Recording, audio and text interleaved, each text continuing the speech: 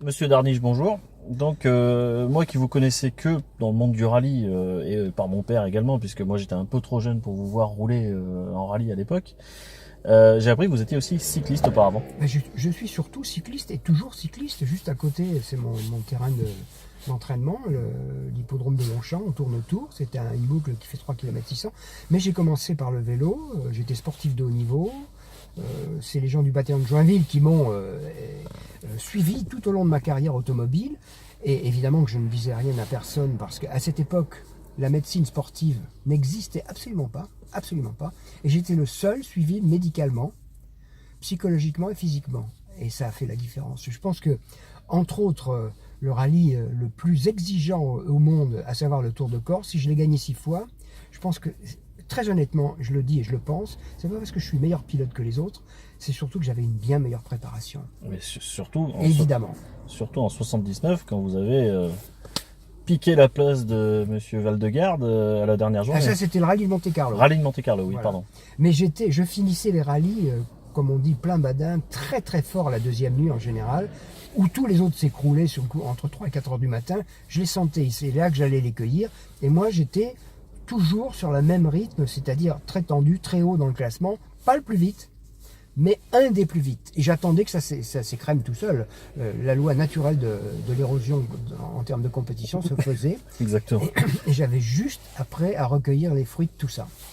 Eh bien, oui, c'est vrai que j'avais lu cette anecdote en 79 où la dernière journée, vous étiez 6e au début de la dernière journée. Oui, Au Monte-Carlo, vous avez remonté tout le monde pour piquer la première place à Val-de-Garde à 6 secondes près, quoi. Oui, il y en avait 5 devant moi. Hein. Il y en Je avait les ai 5. tous remontés.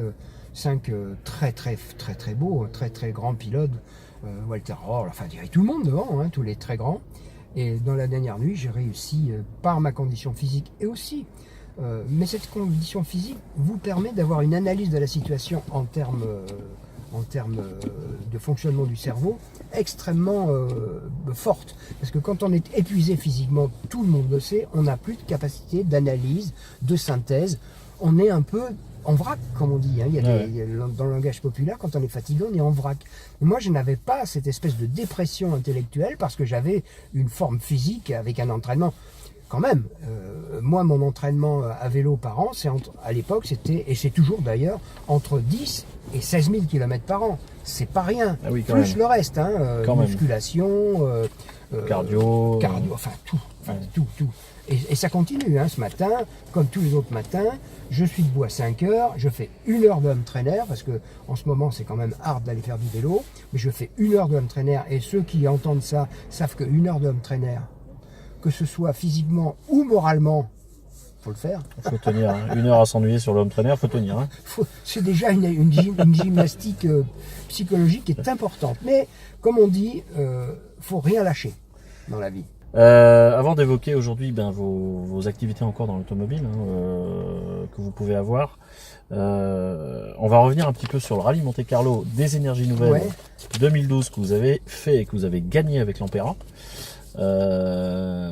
Notre webmaster ampériste du forum ampériste.fr vous avez rencontré justement il y a 5 ans après cette victoire et justement l'une des premières questions qui nous intéresse c'était comment et quelle a été l'envie de participer au rallye Monte-Carlo avec l'Ampera et ensuite à la fois sur la préparation à la fois sur le rallye en lui-même quel a été autant vos points positifs au sujet du véhicule que les points négatifs durant tout ce rallye. Alors déjà, moi j'avais pris la décision quand j'ai arrêté de courir, il y a quand même 40 ans. Bien avant, oui. Bien avant 2012. On peut dire ça comme ça, 40 ans quand même, ou à quelque chose près. J'avais pris la décision parce que j'ai toujours fait ça comme un métier, c'est-à-dire je vais choquer beaucoup de passionnés, je ne me suis jamais amusé. S'amuser, prendre du plaisir, c'est toujours au détriment des résultats. C'est... Toujours. Je pense que c'est un point de vue intéressant parce que... Et j'étais le seul à avoir cette logique, cette posture ultra chiante, professionnelle, et surtout ne jamais m'amuser. Quand on commence à s'amuser... L'efficacité et l'émotionnel, c'est vrai que ça va pas toujours ensemble. Mais je sais que je choque beaucoup de gens qui sont passionnés, qui font ça par plaisir. Moi, j'ai jamais fait ça par plaisir. J'ai fait ça pour être digne des équipes qui travaillent dans l'ombre, des ingénieurs, des mécaniciens, qui mouillent la chemise, qui se brûlent les pattes, qui passent des nuits entières, qui sont dans l'ombre et qui n'attendent qu'une seule chose, c'est que leur voiture rentre gagnante. Et là, moi, c'était pas les Le coupes, plaisir était là. c'était pas les coupes qui me faisaient flipper, c'est voir les yeux pleins de lumière de tous les gens qui voyaient rentrer. Et à contrario, quand on fait une connerie, et j'en ai pas fait beaucoup, mais quand on rentre, entre guillemets, la queue entre les jambes, que tout le monde est déçu, que personne n'ose vous dire qu'il est déçu, tout le monde vous fait des sourires, mais tout le monde, enfin moi je savais très bien qu'ils étaient en détresse, quoi. Bien sûr, bien sûr. Parce que c'est beaucoup de travail, tout part en vrac. Et ça, je ne voulais pas. Et j'ai fait de façon à travailler sérieusement. Et le rallye de Monte-Carlo, quand Yves Pasquier-Desvignes, qui était président de General Motors France, c'est un ami, hein, m'a gentiment contacté par personne interposée, bref, pour essayer de me mettre dans l'idée de recommencer un rallye. Ça n'a pas été facile. Et surtout pour un rallye de régularité, chose que vous n'aviez probablement pas fait, quoi. Pas facile. Et puis, il m'a passé l'auto, j'ai essayé la voiture, et là, j'ai eu un choc. Je me suis dit, merde, je vais approfondir ça quand même. Et puis, je lui ai demandé qu'il me mette en contact avec des ingénieurs allemands pour optimiser le fonctionnement, pour comprendre et optimiser au maximum le fonctionnement de cette voiture. Là, je rentrais dans ma logique de professionnel. Je le dis évidemment sans fierté ni autre. On a discuté d'un contrat, parce que quand on est professionnel, on discute d'un contrat. Bien sûr, bien sûr. Ouais, voilà, on a discuté d'un contrat, on était tous d'accord. Ma mission, c'était, entre guillemets, d'essayer de gagner un rallye. On ne peut jamais dire qu'on va le gagner, évidemment. Évidemment. Mais c'était faire le maximum pour le gagner. J'ai eu le meilleur coéquipier de ce système de régularité. C'est un Belge, je suis désolé pour lui, le nom m'échappe. Mais c'est un homme qui m'a impressionné, parce que celui qui gagne, c'est pas le pilote, hein, Monte-Carlo, c'est le coéquipier. Hein. J'avais l'impression qu'il avait 3 ou 4 cerveaux, ou au moins 2 ou 3 plus que moi. Pour à la fois suivre les paramètres, à la fois... C'est un garçon qui m'a bluffé, il m'a guidé, il m'a conduit. Par contre, il y a des moments dans le Turini où il y avait des moyennes à respecter qui n'étaient pas envisageables avec ce type de voiture. J'ai attaqué, parce qu'il fallait là, comme on dit, full attaque. Et c'est d'ailleurs Yves Pasquier-Desvignes, président de GM, qui était dans la descente du Turini. Il m'a dit, putain, quand on t'a vu passer par rapport à tout le monde, mais t'étais comme le rallye, comme tu vois, parce que Comme à l'époque. parce que le disque dur, il est là quand Ouais, même. Hein, ouais. même si on arrête longtemps, c'est comme le vélo. Hein, quand il faut y aller, on y va. Et en préparatif de l'interview, vous me disiez qu'il y avait une moyenne à respecter, une moyenne instantanée. Ah oui, oui, instantané. C'est-à-dire que on vous dit de respecter 50 de moyenne, par exemple. Prenons cette moyenne. C'est vachement facile quand il y a des bourdois. Mais quand vous tombez sur une série d'épingles, c'est comment 50 de moyenne? Il faut vraiment y aller, quoi. Il faut freiner tard, il faut prendre des trajectoires, il faut garder de la vitesse en virage, Et c'est là où on se rend compte que cette auto, elle est magnifique parce qu'elle a un tel couple moteur qu'elle vous permet de garder de la vitesse partout. Alors évidemment, vous bouffez, mais c'est un choix, c'est un arbitrage entre la dépense et l'attaque. Comme j'avais là où on a fait le classement, c'était la dernière partie du rallye, j'avais eu un indice quand même un peu favorable, puisqu'il y avait 12 ou 13 ampérades engagés quand même. J'étais pas le seul, il y avait les Tesla, il y avait un tas de trucs. Et je m'étais rendu compte, parce que les commissaires du rallye de Monte-Carlo sont tous des copains quand même, c'est les mêmes. Depuis 40 ans. Donc je leur avais demandé, puisqu'ils avaient été jauger les réservoirs, les batteries, kilométrages électriques et tout. Et moi j'étais le seul à être rentré avec 80 km d'autonomie électrique. Le seul. Les autres ampéras, le mieux placé, avaient à peine 50 km. Donc je me suis dit, ça va le faire. J'avais un gap de 30, ou 40 bornes, et ça l'a fait comme ça, quoi. J'ai pu dépenser un peu plus pour aller plus vite et pas être pénalisé. En fait, la victoire s'est jouée comme ça, à très peu de choses. Et à la dernière journée, encore une fois. Dans la dernière journée. Voilà. Il faut savoir être patient, il faut savoir attendre. Et il faut savoir surtout gérer les situations. Je crois que c'est ça, hein, en fait, la compétition automobile. C'est gérer les situations et puis admettre à un certain moment ce qu'on ne peut pas faire.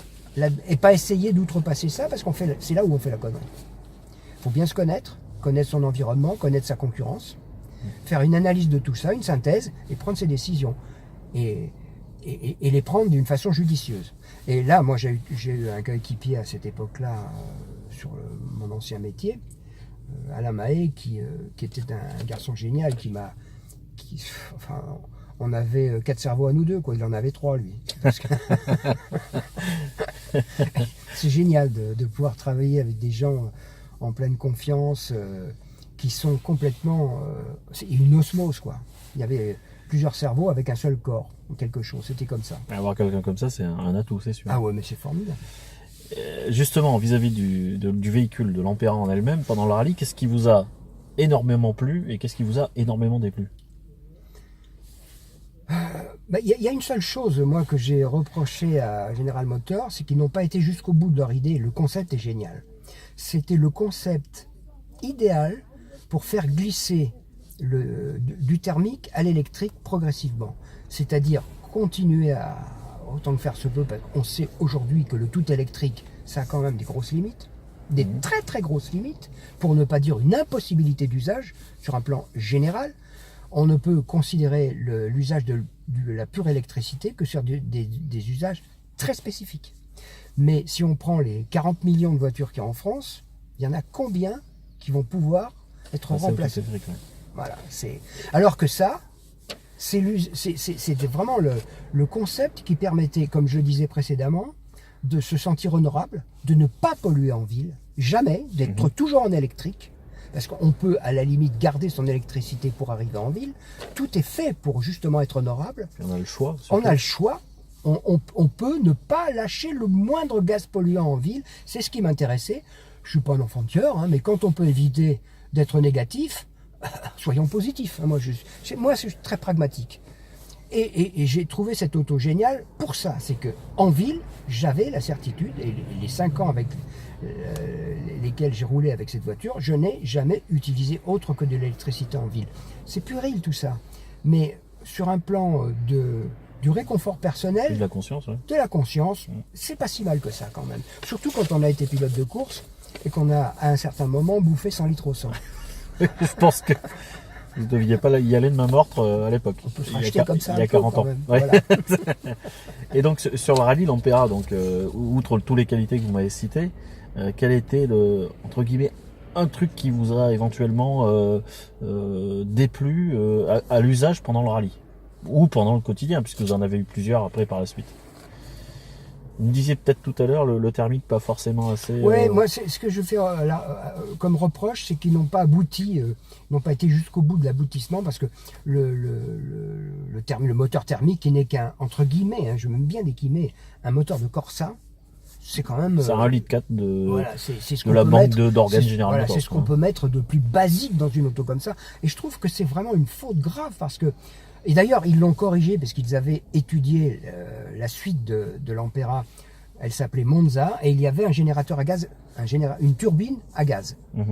Et là, on change tout, parce que là, on avait un générateur d'abord qui était totalement ou quasiment silencieux, avec une consommation énergétique extrêmement faible et une performance et une capacité de recharger, de fabriquer de l'électricité infiniment plus forte que le générateur là. Ça pouvait permettre de diminuer le volume des batteries et le poids des batteries d'une façon drastique. Parce que quand même, moi quand j'entends que certaines voitures, je ne voudrais pas citer de marque, mais embarquent 800, 900 kg de batterie, il y a quand même un tout petit bug là. Je crois que chez Tesla, ils sont à un bon 500. Chez Tesla, ils sont à un bon C'est- 500, il y a un pour bug. citer la marque. Hein. Il y a un bug quand même, non? Pour citer la marque. c'est- Ils ont un bon 500 kg de batterie sur le modèle X et le modèle S, ouais, c'est ça. Je comprends pas quoi. Enfin, ça me paraît. Ça pèse. C'est saugrenu. Ça pèse. C'est Et saugrenu. ça pèse sur les consommations électriques. Bah évidemment, c'est saugrenu. Enfin, surtout qu'une voiture en électricité comme celle-ci. Moi, j'ai fait plein de tests avant le Run Monte Carlo. Quand on est 4 dedans, c'est pas la même histoire. Hein. Ah oui, oui. Pas du tout la même histoire. Avec 200 kg de batterie déjà dans l'Ampera. 180. 180, ouais, je sais plus exactement Ouais, le poids. Et 10 kWh de disponible. C'est vrai qu'on n'a pas... Et non. À 1 ou à 4, ça change un peu la Par donne. contre, je vous dis, ce générateur, il gommait tous ses défauts, il gommait...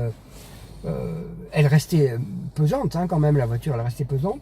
Moi, j'ai trouvé... Parce qu'au Monte Carlo, quand même, j'ai jamais manqué de frein. En plus, je suis très agressif sur les freins, parce que moi, je freine du pied gauche. Hein. Forcément, donc Donc, les freins, je les sollicite, je m'en sers pour pour placer la placer, voiture. Donc je les sollicite, j'ai jamais manqué de frein.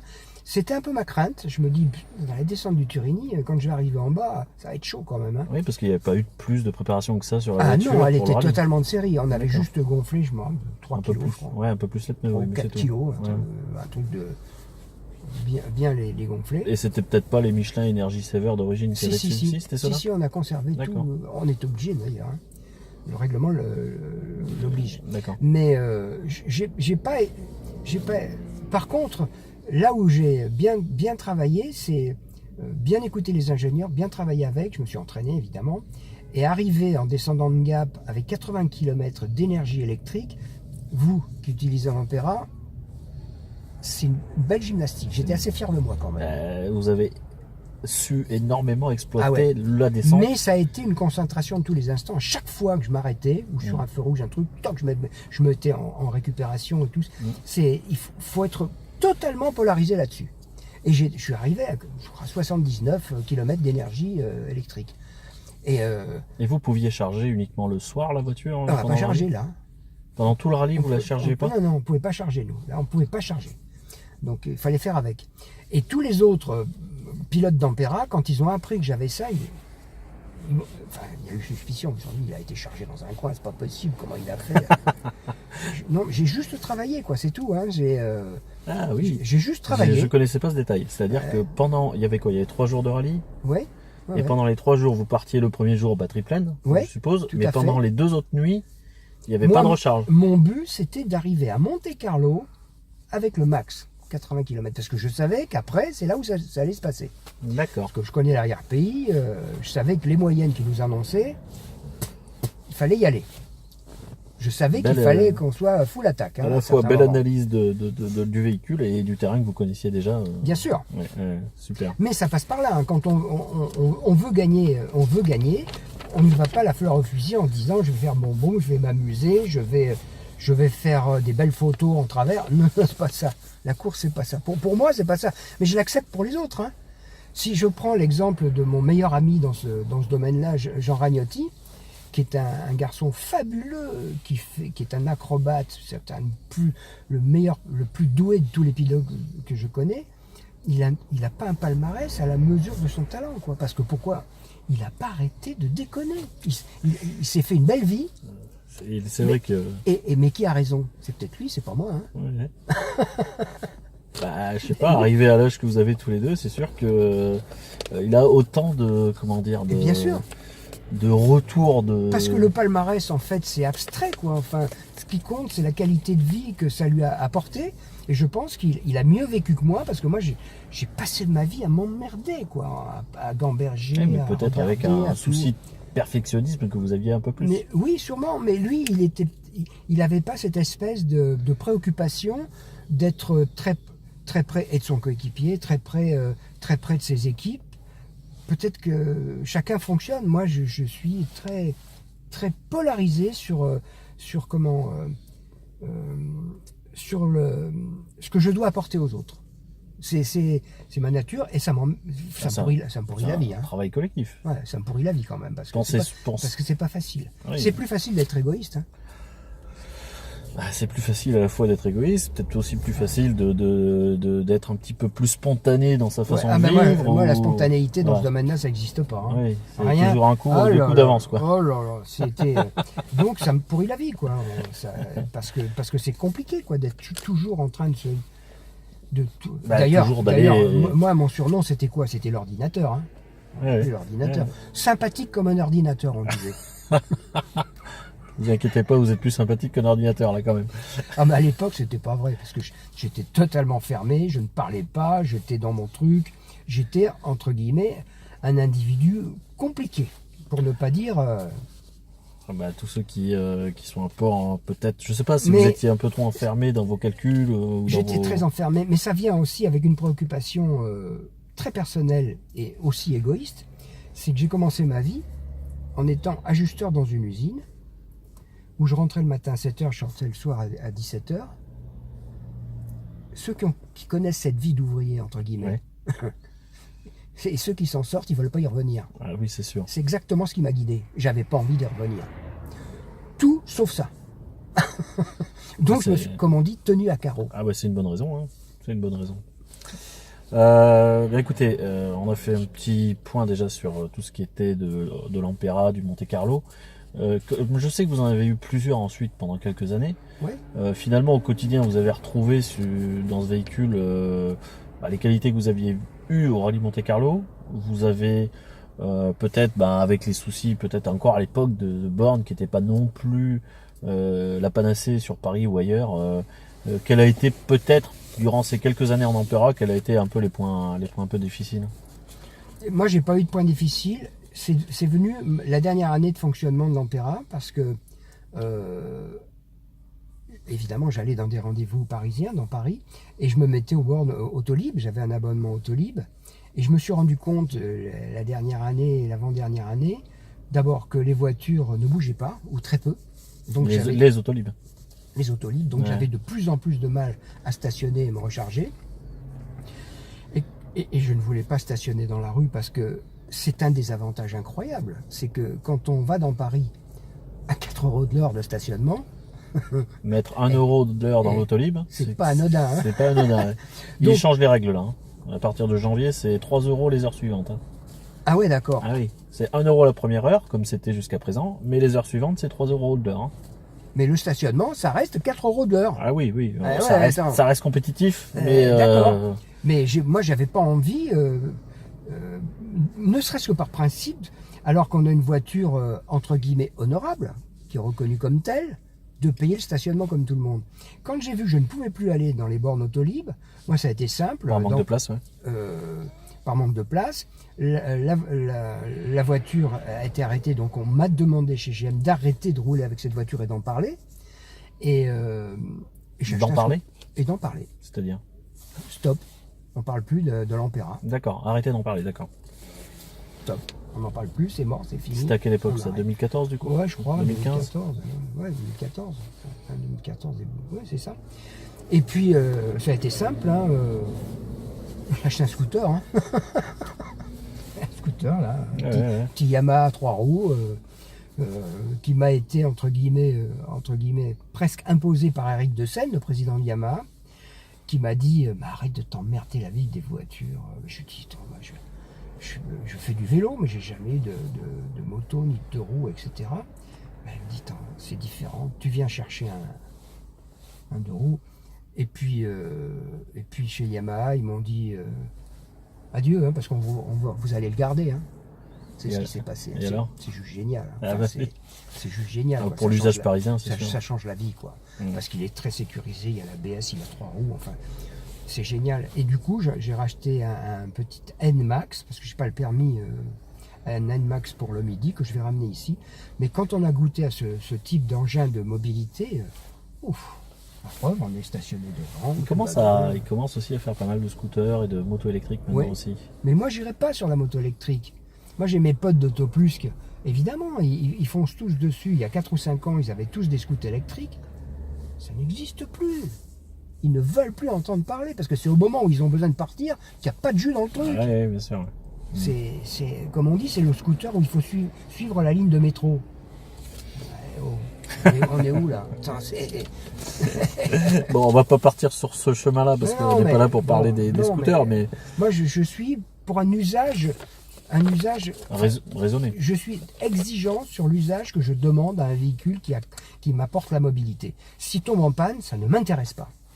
Et donc, finalement, la question qui vient après, hein, après avoir concentré nos questions sur l'Ampera, aujourd'hui, justement, je viens me dire que votre conclusion, sans vouloir la dire à votre place, sur l'avenir proche de l'automobile, pour l'instant, c'est quoi ? Pour vous, ça semble pas être l'électrique pur, on va dire. Dans l'état actuel des choses, je pense que en termes de vulgarisation au sens large du terme, ce sera l'hybride sous toutes ses formes. Il y aura une partie thermique, une partie rechargeable, parce que ça passe par là, quoi. Enfin, cette espèce de peur de la panne sur tout électrique, c'est juste insupportable. Enfin, moi, c'est quelque chose. Il y a un élément qui est quand même très important pour moi et qui ne l'est heureusement pas pour beaucoup de jeunes.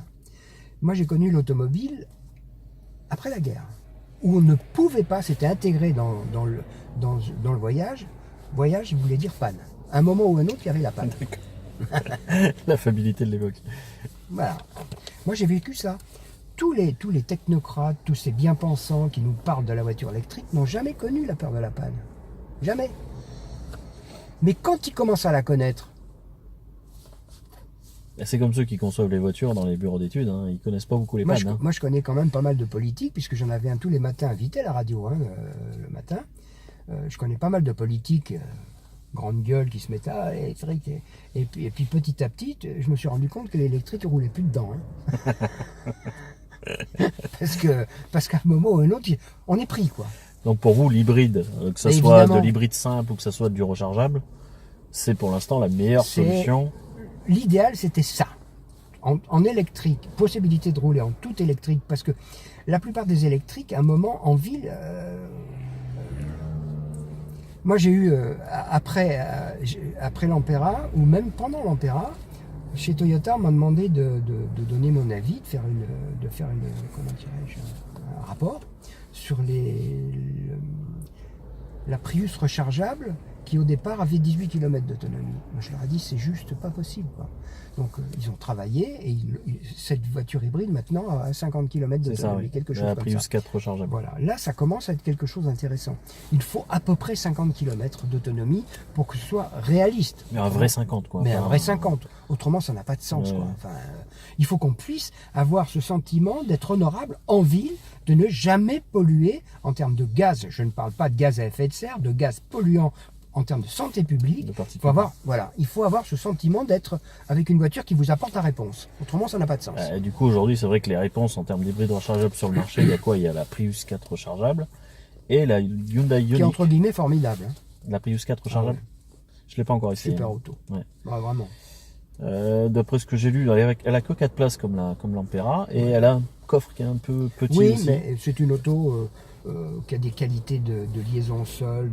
C'est une auto bien faite parce que ce sont les précurseurs de tout ça, hein, chez Toyota. Ce sont les précurseurs. Je crois qu'ils ont patiné un moment parce qu'il y a eu des événements et des éléments extérieurs. La crise économique. Je travaillais avec eux à une époque, avec M. Cho qui était le chairman de Toyota, qui avait été élu homme de l'année automobile au niveau mondial. Je travaillais avec eux. J'ai beaucoup travaillé. J'ai beaucoup aimé travailler avec les Japonais parce que ils avaient cette préoccupation. On fabrique des autos. Comment peut-on faire pour qu'elles soient le plus honorables possible?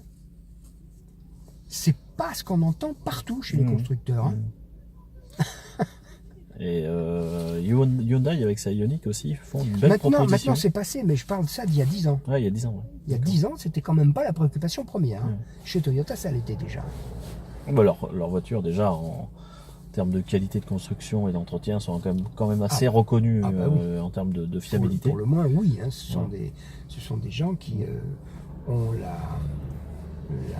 cette espèce de préoccupation de la qualité, forte de ce que le client va recueillir en termes d'usage sur leur automobile. Et bien maintenant qu'on a fait un petit chapitre sur les hybrides rechargeables en général, qui pour vous donc justement sont une solution encore d'avenir pendant un certain temps, on va peut-être faire un petit tour. Ah bah moi. Parce que là, il y a longtemps que je l'ai pas je vous ai dit qu'on allait faire un petit tour dans le bois de Boulogne. Bon, pas pour aller faire ce que beaucoup d'hommes feraient, mais pour conduire un peu dans un lieu sympathique. Il y en a quasiment plus. Hein. Ouais, il y en a quasiment plus, c'est vrai. J'en ai pas croisé en arrivant. Moi, c'est mon bois ici. Hein. J'y suis le matin. Je viens très tôt au lever du jour. À vélo? Ah ouais, je vais faire du vélo. Je vais faire mes 80 km. Et bien justement, on va aller faire un petit tour et ça va me donner l'occasion de vous poser quelques questions supplémentaires de manière un peu plus générale sur l'automobile. Il faut peut-être enlever le fil. Hein, ça va, on va enlever le fil d'abord parce que là, mieux, non? on est un peu accroché à la borne pour l'instant. Parce que si on emmène la borne, ça va faire désordre. Hein, ça va faire désordre. Mais heureusement, même quand on démarre avec le fil accroché, elle ne démarre pas. Ouais, allez, à tout de suite. J'ai perdu l'habitude. Hein, c'est génial. Quoi. Allez, génial. nous voilà partis. Nous voilà partis avec Bernard Darniche au volant de ma Volt. Je pense que je vais même lui demander une dédicace sur la voiture tout à l'heure. Je trouve que c'est quand même... Ceux qui n'ont pas goûté à ça ne comprennent pas. Moi, je me suis heurté à beaucoup d'incompréhension, y compris chez mes confrères journalistes, qui ne comprenaient pas, pensaient que j'en rajoutais. Non, c'est une voiture qui procure vraiment du plaisir, quoi. C'est quand même, après avoir eu ce que j'ai eu comme type de voiture, c'est-à-dire toutes les plus bandantes voitures qu'on puisse imaginer, mais j'aurais jamais voulu rouler dans une merde. C'est juste pas possible. Ah bah, jamais dans une merde. vous avez peut-être eu l'appréhension au départ en découvrant la voiture, non? Mais non, parce que non, moi à l'époque je roulais dans une Prius parce que c'est pas nouveau. Quand ils ont sorti la Prius, j'ai voulu rouler dans une Prius parce que être honorable, comme on dit, ça mange pas de pain. Hein. C'est pas négatif de vouloir être honorable. Donc j'avais une Prius. Là, vraiment, les premières Prius, c'est une purge parce qu'elles étaient de mocheté pas possible. Enfin bref, j'ai roulé dans la Prius et donc il se passe qu'il est vide, m'a fait porter une Ampera chez Radio France. Il m'a dit, écoute, arrête de m'emmerder, roule avec cette caisse et puis tu vas me faire un rapport. J'ai fait, mais 1 kilomètre j'ai fait. 1 kilomètre j'ai fait. J'ai dit, putain, mais c'est une super caisse cette histoire. Ça s'est passé comme ça. Je lui dis, mais attends, parce que j'étais pas du tout convaincu. Le poids, le machin. Et vous en avez expliqué un petit peu quand même autour du véhicule? Oui, mais il m'avait laissé un peu, comme on dit, juge par toi-même. Hein. Ouais, Il me connaissait un peu libre de... Ouais, il me connaît. On peut pas me vendre la soupe. On peut pas me dire n'importe quoi. Hein. Ça marche pas. Et donc il m'avait dit, démerde-toi. Je l'ai rappelé 8 jours après parce que j'ai voulu la garder. 8 jours, je lui ai dit, écoute, je vais la garder un peu plus en termes d'usage, recharge, machin. Au bout d'un mois, je l'ai rappelé. Je lui ai dit que je la garde. tu m'as fait chier, je te la rends. D'accord. Et ça, c'était donc un peu avant le rallye de Monte-Carlo? C'était bien avant le rallye de Monte-Carlo. D'accord. Donc, j'avais la voiture. Il en a profité pour mettre la deuxième couche. Parce qu'il m'en avait partagé en me disant... Il l'avait déjà prévu depuis longtemps, son coup. Puis j'ai des potes autour, des potes communs qui me disaient, ah putain, si tu faisais le rallye et tout. Moi, je faisais pas gaffe. Et puis un jour, il me dit, Bernard, il faut qu'on discute sérieusement. On va engager des voitures, j'aimerais bien que tu sois un de nos pilotes. Je dis, ah mais attends, Yves, je suis retiré des affaires depuis longtemps. Je suis le père de Bernard Darny, je suis pas son fils. Hein. Donc, et puis finalement, ben voilà, ça s'est passé comme ça. J'ai fait le rallye. Au départ, la première partie du rallye, j'étais, voilà, je roulais, et puis ils avaient dû briefer mon coéquipier. Et puis à un moment, il me dit, sur l'air de la conversation, tu sais qu'on est troisième à très très peu pour être premier. On. J'étais off et on. Ah, c'était instantané. Le déclencheur. Ah ouais, boum. J'ai mis en route, comme on dit, et là, et après coup, il m'a dit, mais c'était complètement fou parce que t'étais plus le même. J'étais à côté de quelqu'un de normal, et quand je t'ai dit, on peut gagner, oh, la transformation, il m'a dit, ça a été radical. Hein. Et c'est vrai, on ne s'en rend pas compte, hein, qu'on a deux facettes comme ça. Ah oui, hein, bien sûr. On ne s'en rend pas compte. Hein. Ouais. Alors du coup, ce petit tour de roue là, qu'est-ce que ça donne? Oh bah moi je me régale. Parce qu'en plus elle a une liaison au sol qui est sympa, elle a un amortissement qui est sympa. Elle est très confortable, hein, la voiture. Ah oui, très... Pour une américaine, j'ai trouvé que quand je l'avais essayé au salon de Paris 2012... C'est ce qui m'avait un peu effrayé au départ. Je me suis dit, je vais tomber dans ça m'avait étonné moi aussi. Une américaine, et c'était pas ma tasse de thé, quoi, parce que on n'a pas la même philosophie de la liaison au sol en Europe qu'aux États-Unis. Ah ça c'est sûr, c'est sûr. Ça c'est complètement différent. Et je me dis, et puis là je me suis rendu compte, mais vraiment c'est une auto avec laquelle j'ai roulé avec plaisir. Et les gens que j'ai emmenés dans l'auto ont eu ce même sentiment. Ils aimaient rouler. Ma femme adorait rouler dans cette voiture. Et quand la vie d'une femme, il est primordial. Primordial. Parce elles n'ont pas d'a priori. Elles disent les choses comme elles le ressentent. Il y a pas de... On va pas dire si on pense pas, quoi. Oui, bien sûr. Surtout, je parle dans le monde de l'automobile. Et tout le monde aimait cette voiture. Vraiment, c'était...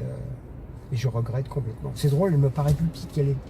Elle est petite. Hein. En fait, c'est l'impression d'espace un peu concentré parce que il y a la grosse il y a la grosse. Mais moi, ça me gêne pas parce que j'étais habitué à des voitures. Vous aviez l'habitude de voitures de course et tout compactes. Ouais. Mais franchement, ça me fait plaisir de rouler dans la voiture. Ça me fait plaisir de vous faire plaisir en tout cas. Bah ouais, non. Bon, surtout que c'est des plaisirs simples. Hein, c'est pas... Ah bah ça c'est sûr. C'est peut-être ceux-là les plus réels aussi. Hein. Plaisir simple. Mais ça accélère. Ah c'est clair. Hein. Puis alors, il y a une onctuosité, qu'on ne retrouve que sur des voitures de très très haut de gamme. Très haut de gamme. Sur les Audi haut de gamme, sur les Bentley, sur des voitures voilà, cette espèce d'onctuosité, ce sentiment de tapis volant, parce que c'est ça, hein. Là c'est tout à fait ça. Tapis volant, hein. Il n'y a que sur ce type de voiture qu'on le retrouve, et l'Ampera procure ce type de sensation. Ça c'est pareil, quand j'essaie d'expliquer ça, c'est très compliqué à faire passer comme sentiment. Ah, nous on a un dicton sur le forum, c'est l'essayer c'est l'adopter. Hein. Oui mais c'est vrai, c'est tout à fait vrai. Hein. Chaque personne qui a pu l'essayer, ça accélère. Et encore vous n'êtes même pas en mode sport là. Non. Il y a un mode sport qui est un peu plus. Je m'étais jamais il est un tout petit peu plus vif, mais c'est pas. Il y a une réactivité. Voilà, une réactivité pédale qui est plus instantanée. Qui est immédiate. Voilà. Pour continuer un peu de rouler tranquillement et un peu sortir du sujet de l'Ampera, puisque c'est vrai qu'on en a pas mal discuté. Qu'est-ce que vous faites aujourd'hui autour de l'automobile justement? J'ai plus d'émissions régulières, quotidiennes, puisque j'ai quitté Radio France il y a 1 an et demi, maintenant 2 ans.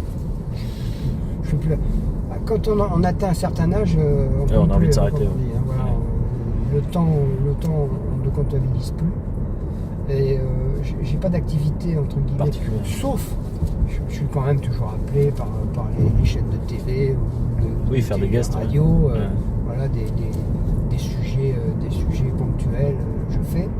Et puis j'ai un chantier de remise à niveau de la compréhension de la route sur des endroits bien précis sur le département des Ardennes. D'accord.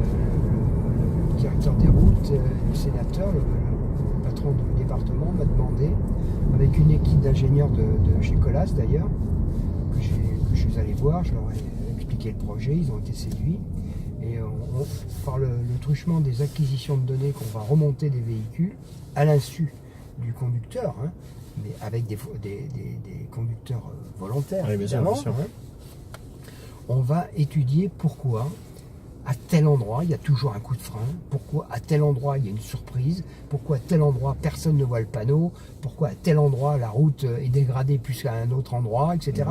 On va essayer d'être judicieux dans la compréhension de la route, ce qui aura 2 conséquences, c'est que les gens comprendront mieux la route, et surtout ceux qui construisent les routes sauront à quel endroit il faut travailler dans ce sens-là plutôt que dans un autre, renforcer le revêtement plus que dans un autre, mettre un revêtement drainant à un endroit où il y a de l'aquaplaning, mettre un revêtement qui ne favorise pas l'apparition du verglas, etc., etc. Être judicieux pour arriver à cette idée que je me fais de la route, une conduite, une mobilité sereine et durable, qui est un vaste débat.